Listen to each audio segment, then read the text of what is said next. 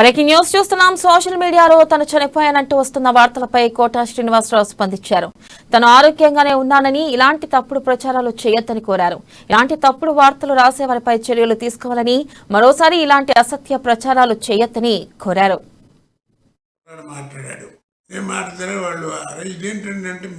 అందరికీ నమస్కారం.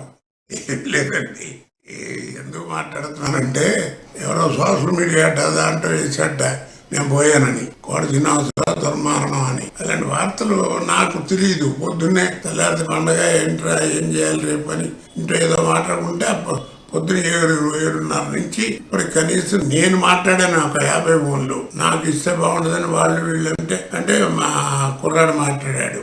నేను మాట్లాడితే వాళ్ళు ఇదేంటంటే మీరు మమ్మల్ని అడిగితే అలాంటి దయించి మీరే కాస్త చెయ్యండి, ఇలాంటివి అరికట్టండి, లేదా కాస్త పెద్దవాళ్ళు ఉంటే గుండె చచ్చిపోతారు అని చెప్పాను. కాబట్టి ఇలాంటి వార్తలు మీరు నమ్మద్దని మనవి చేసుకుంటూ, మీరు కూడా పబ్లిక్ ప్రజలు కాస్త గట్టిగా ఇలాంటి వాటిని రియాక్షన్ కాస్త ఎవరైనా తెలియపరిస్తే వాళ్ళకి కాస్త బుద్ధి వస్తుంది. ఎందుకంటే జీవితంలో చండాల పనులు బోళ్ళు ఉన్నాయి డబ్బు సంపాదించడానికి. ఇది అక్కర్లేదు. మనిషి ప్రాణాలతో ఆడుకోకూడదు. అది. నమస్కారం అందరికి.